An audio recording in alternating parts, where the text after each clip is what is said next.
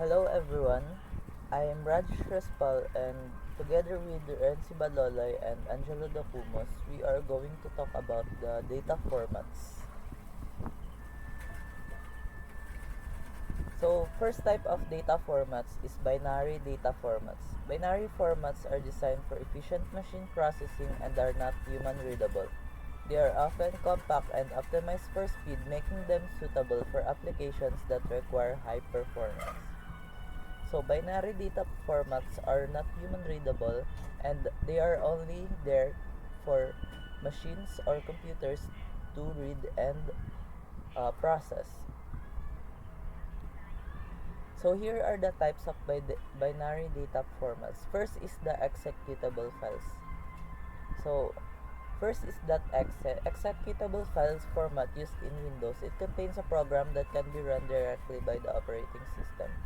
So .exe files are the files that we use if we are going, for example, if we have an app that runs on Windows, it is most specifically formatted in .exe format. Second is .dll. So it is a Windows file system file that contains code data used by multiple programs simultaneously.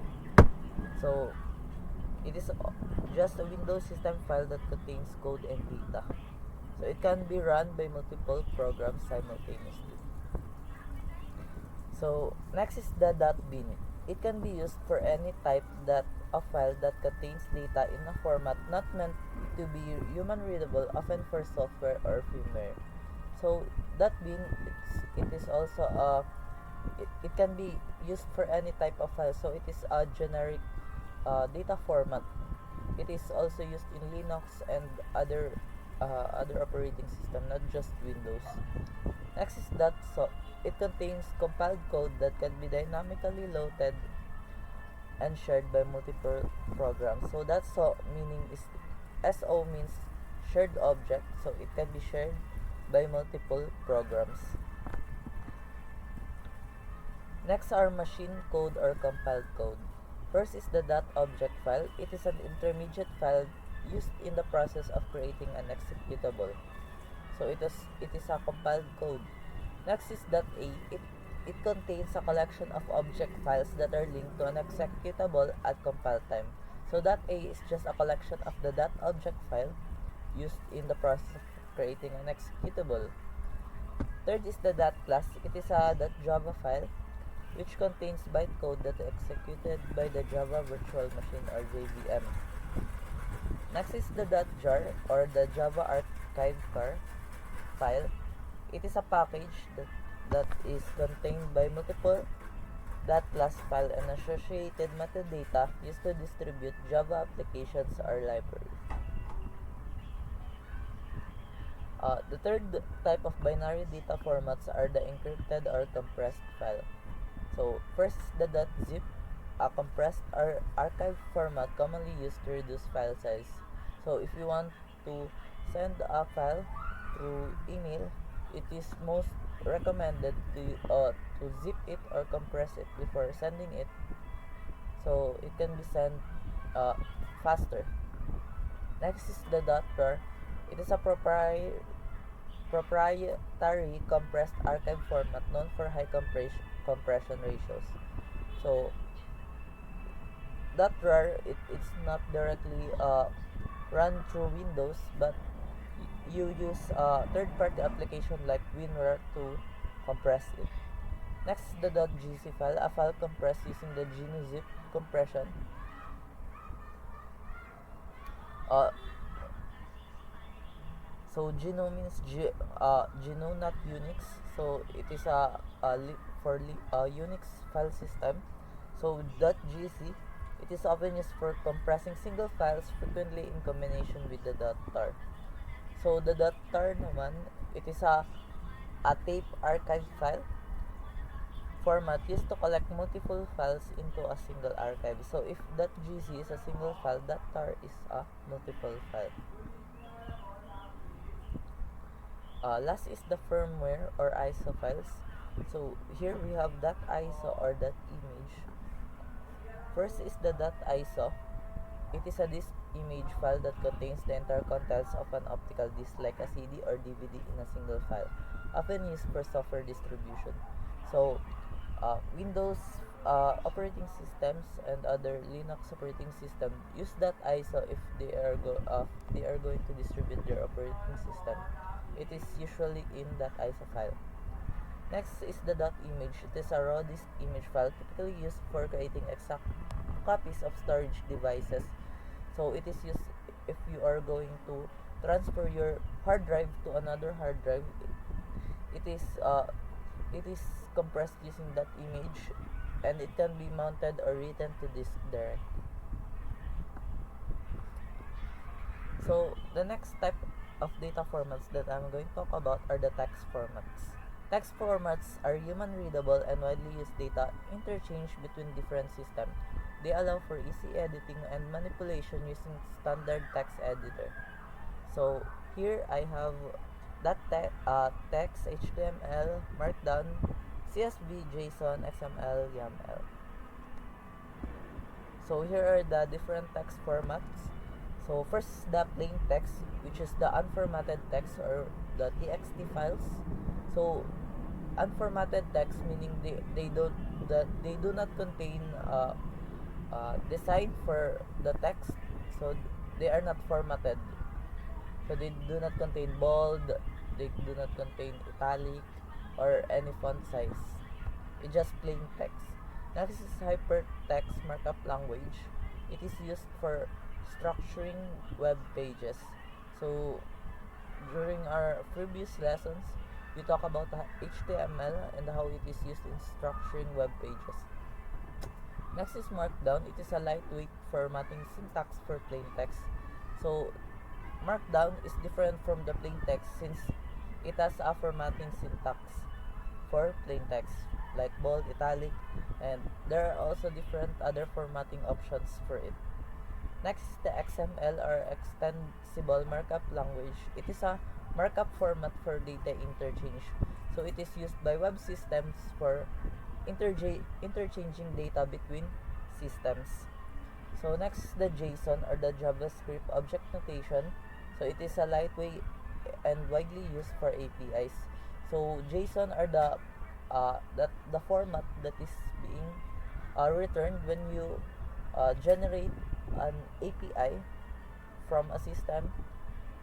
It will result to a JSON uh, JavaScript Object Notation format. So it is separated by uh, comma and this and it is a pair value text. Last is the YAML. It is used for configuration files and data serialization.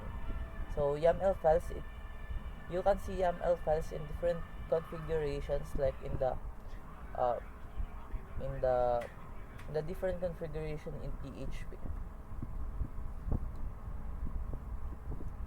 Next is the CFG or .conf. It is another configuration files containing settings and options for applications.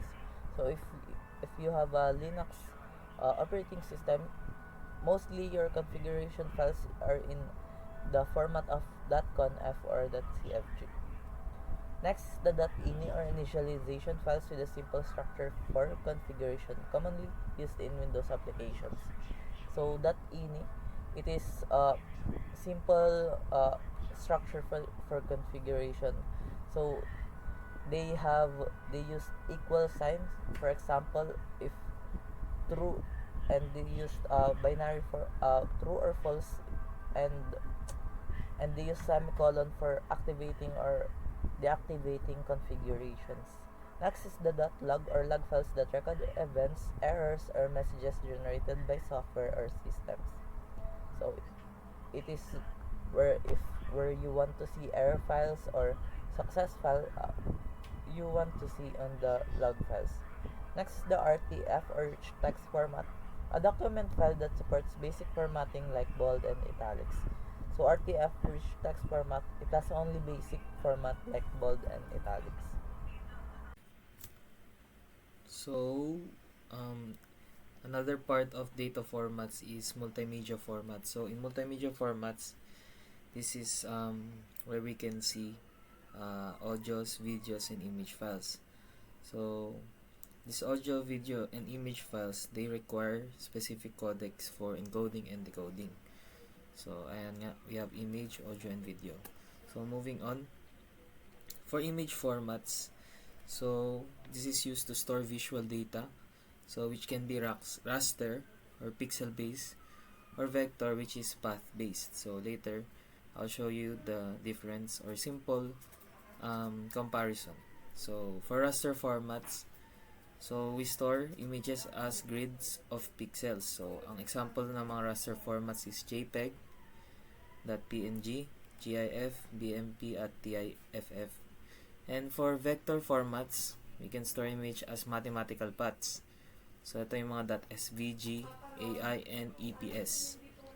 So ito we can compare na ang pixels, painting with pixels, or ang raster, mas malabo compared to vectors. Because sa vectors, ginagamitan to ng mathematical, so mas specific yung numbers at mas maraming ginagamitan na computation para mabuo ang isang image. So ayan yung difference. Next is audio formats. So for audio formats, this encodes sound data and can be uncompressed or compressed. So uncompressed store the raw audio data exactly as it was captured without any form of compression.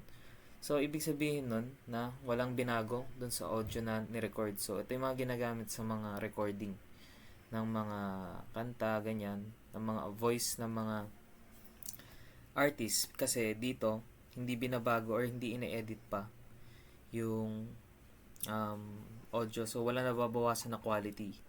Lahat nasasaga, pati yung background noise, yan. So mas high quality or mas hindi nababawasan yung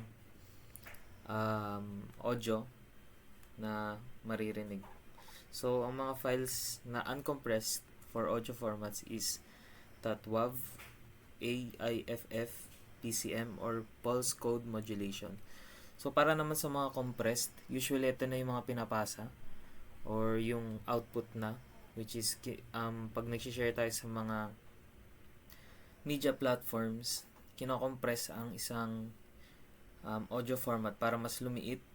So nababawasan yung quality niya at the same time. So ito mga MP3, AAC, FLAC, at ALAC or M4A. Next is for the data formats. Ang sunod natin is video formats.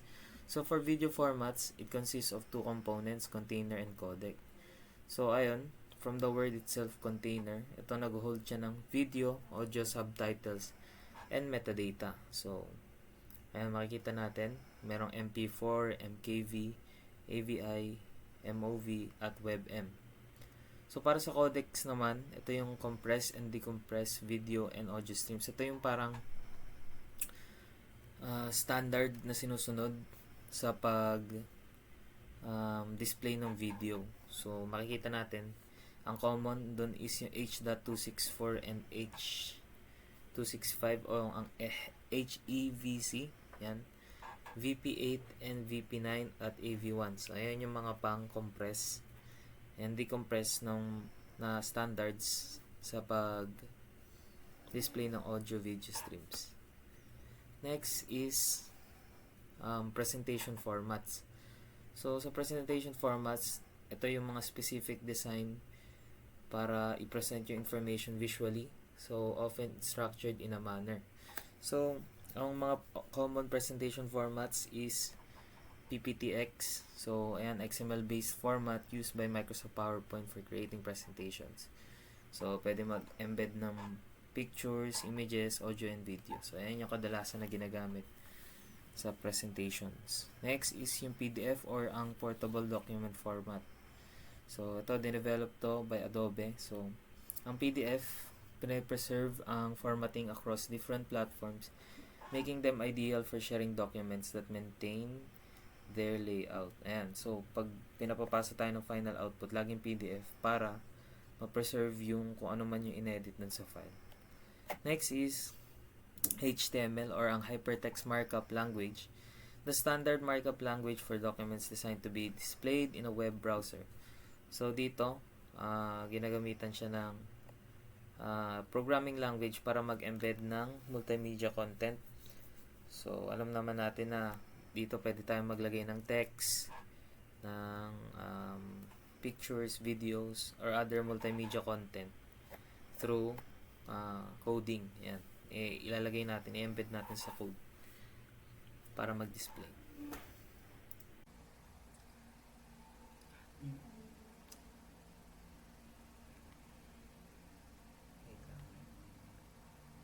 So hello guys, so I am Angelo Miguel Dacumos and I will be reporting the database formats and the geospatial formats. So for today, I will start with the database formats. So database formats are structured data storage systems that define how information is organized, stored, and retrieved within a database. They vary based on the type of database, the structure of data it supports, and its intended use case. So for everyone naman sa atin, I think familiar naman tayo sa mga database formats kasi since first year tayo, gumagamit na tayo ng database. Actually, since first year tayo, gumagamit na tayo ng database.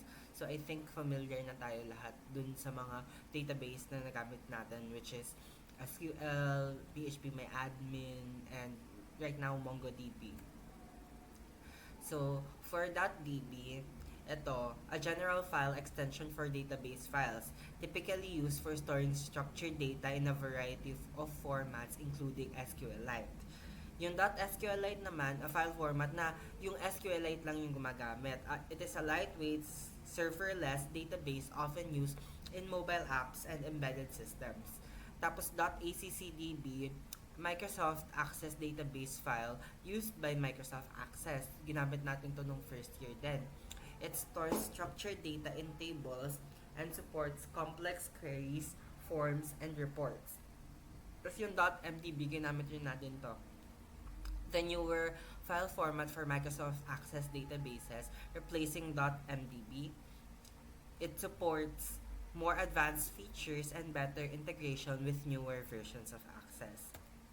Then next, ito na yung MongoDB, yung .bson, which is binary JSON format used by MongoDB to store data.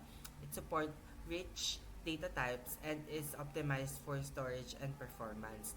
Then yung CQL is Cassandra Query Language, which is a file format that contains queries for interacting with Apache Cassandra, a NoSQL distributed database. It is similar to SQL but tailored for Cassandra's architecture. Then, data dumps. Ito yung .sql. It is a plain text file containing SQL queries used to interact with relational databases. It is typically included commands for creating, modifying, and querying tables. Tapos yung .dump, a file format used to store a backup for exports of a database. It is typically contains SQL commands to recreate the database structure and insert its data. Then, next naman is yung geospatial formats. So, geospatial formats are specialized file types designed to store, manage, and exchange geographic data. These formats are used in Geographic Information System or GIS and other spatial data analysis tools. So, yung vector GIS, it is not made up of grid or of pixels. Instead, vector graphics siya na may vertices and paths. The three basic symbols for data vectors are points, lines, and polygons. These GIS file formats house vector data. So, merong S3 shapefile, may GeoJSON, may JML, may KML, tsaka KMZ. Then, raster GIS file formats. Raster data is made up of pixels. They are usually regularly spaced and square, but they don't have to be. Rasters have pixels that are associated with a value or class. So, meron tayong .img, .asc, TIFF, RDC, yung raw raster, tsaka PIX. Then meron tayong um, compressed raster file formats. Ito, lossy GIS compression reduces the file size by permanently eliminating certain information, especially redundant information, even though the user may not notice it. These lossy compression algorithms often result in greater reductions in file size.